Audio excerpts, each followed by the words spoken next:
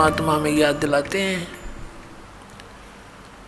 कि जैसे श्रीमद् भगवत गीता अध्याय नंबर 7 के श्लोक 29 में कहा है कि अर्जुन, मेरे आश्रित होकर मैं तुझे जो ज्ञान बता रहा हूँ उसको आश्रय करके उस पर अमल करो। क्या बताया है? गीता जी अध्याय नंबर 4 के श्लोक नंबर 32 में कहा है कि आध्यात्मिक अनुष्ठानों यानी यज्ञों की जानकारी सच्चिदानंद घन ब्रह्म की वाणी में विस्तार के साथ कही गई है। वो तत्व ज्ञान है और उस तत्व ज्ञान को जानने के पश्चात तू सब कर्म बंधनों से मुक्त हो जाएगा। चौथे अध्याय के 34वें श्लोक में श्रीमद् भगवत गीता में कहा है कि अर्जुन, उस तत्व ज्ञान को जो सच्चिदानंद घन ब्रह्म ने स्वयं आकर अपने मुख कमल से बोला है, वो कबीर वाणी है, वो कबीर वाणी है, वो सच्चिदानंद घन ब्रह्म की वाणी है, वो तत्व ज्ञान है। उस तत्व ज्ञान को तू तत्वदर्शी संतों के पास जाकर समझ। उनको दंडवत प्रणाम करने से, कपट छोड़कर उनसे प्रसन्न करने से, सरलतापूर्वक प्रसन्न करने से वो तत्वदर्शी संत तुझे उस परमात्म तत्व का ज्ञान कराएंगे। यानी गीता ज्ञान दाता से अन्य कोई परम शक्ति है जो पूर्ण मोक्षदायक है, जिसकी शरण में जाने के बाद फिर संसार में लौटकर कभी नहीं आते, पूर्ण मोक्ष होता है। और उसकी कृपा से ही ये जीव परम शांति को और सनातन परम धाम को प्राप्त होता है।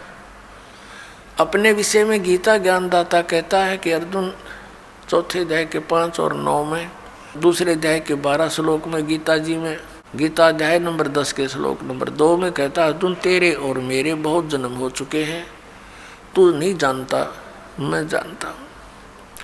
तो इससे सिद्ध गीता ज्ञानदाता भी नाशवान है, इसकी भी जन्म मृत्यु होती है।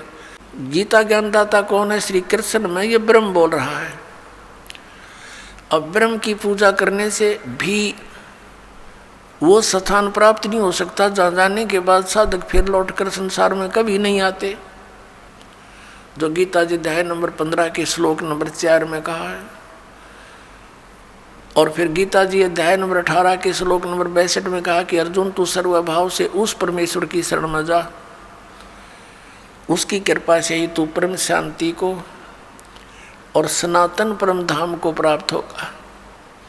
तो इससे सिद्ध हो गया कि उस गीता ज्ञानदाता से अन्य कोई परमेश्वर है जिसकी कृपा से वो सारा ये जन्म मृत्यु का ये झंझट, ये रोग, ये कति कटेगा और उसी से परम शांति होगी। अपने विषय में गीता ज्ञानदाता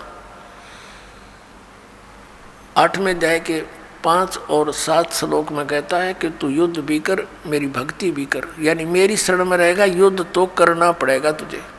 इससे परम शांति नहीं हो सकती, जन्म मरण का रोग नहीं कट सकता, क्योंकि वो स्वयं भी जन्म मृत्यु के अंदर है, गीता ज्ञानदाता। अब यहाँ प्रसंग चल रहा है कि 7वें अध्याय के 29वें श्लोक में उसने क्या कहा है कि अर्जुन, मैं जो तुझे ज्ञान बता रहा हूँ और उस ज्ञान को जो आश्रय करके तत्वदर्शी संत की खोज कर लेता है और जो केवल जरा और मरण से छूटने का ही प्रयत्न कर रहा है, तो वो उस तत्ब्रह्म को और संपूर्ण अध्यात्म ज्ञान को और सभी कर्मों को समझ चुका है, सभी कर्मों से परिचित है। जो व्यक्ति जरा और मरण से ही छूटने का प्रयत्न करता है, संसार की किसी अन्य वस्तु की डिमांड नहीं करता है, तो वो समझ लेना कि वो उस तत्ब्रह्म से परिचित हो चुका है, उस परमेश्वर से परिचित हो चुका है, जिसकी शरण में जाने के बाद साधक फिर लौटकर कभी संसार में नहीं आते और जिसकी कृपा से परम शांति और सनातन परम धाम प्राप्त होता है। अब जरा माने वृद्धावस्था, बुढ़ापा, और मरण माने मृत्यु। जरा और मरण से जो छूटने का प्रयत्न करते हैं वो उस तत्ब्रह्म से परिचित है। अब अर्जुन ने 8वें अध्याय के प्रथम मंत्र में पूछा, 7वें अध्याय में केवल 30 मंत्र हैं, 29 में आपको सुना दिया और 30 श्लोक में ये कहता है गीता ज्ञानदाता कि अंत समय में जो केवल मुझे ही जानते हैं तो वो मुझे ही जानते हैं, वो मेरे तक ही सीमित रह जाते हैं।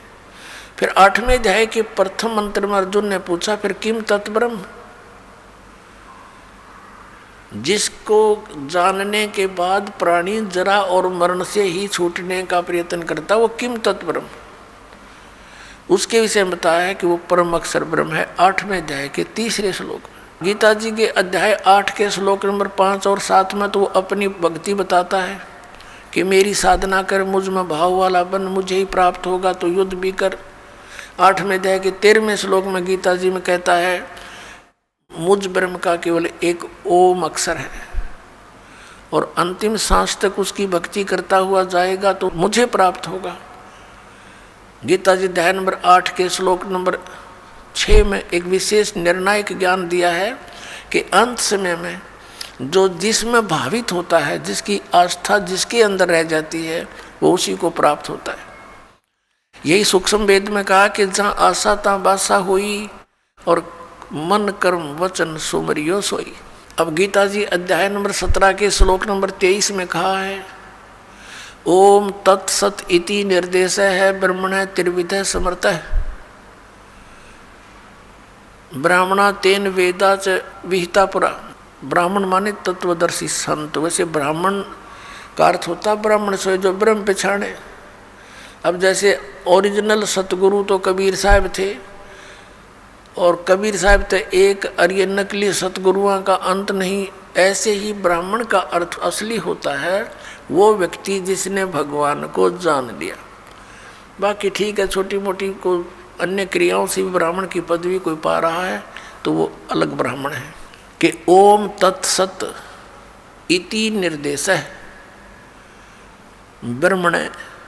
ब्रह्मण माने सच्चिदानंद घन ब्रह्म, यानी पूर्ण परमात्मा परम अक्षर ब्रह्म के पाने की, उसके सिमरण की इस 3 नाम का निर्देश है। ओम तत्सत इति निर्देश है। निर्देश माने फाइनल फैसला, डायरेक्शन। डायरेक्शन का अर्थ है अन्य बिल्कुल नहीं, केवल वही, नथिंग एल्स। ये 17वें अध्याय के 23वें श्लोक में ओम तत्सत इति, बस यही निर्देश, फाइनल ऑर्डर। और ब्रह्म ने सच्चिदानंद घन ब्रह्म के त्रिविध समर्थ है। उसका 3 विधि से सिमरण की विधि है, 3 प्रकार से सिमरण होता है। और जिन पुण्यात्माओं को इस दास से ये तीनों मंत्र प्राप्त हैं उनको पता है कि इनकी सिमरण की विधि 3 प्रकार से कैसे है।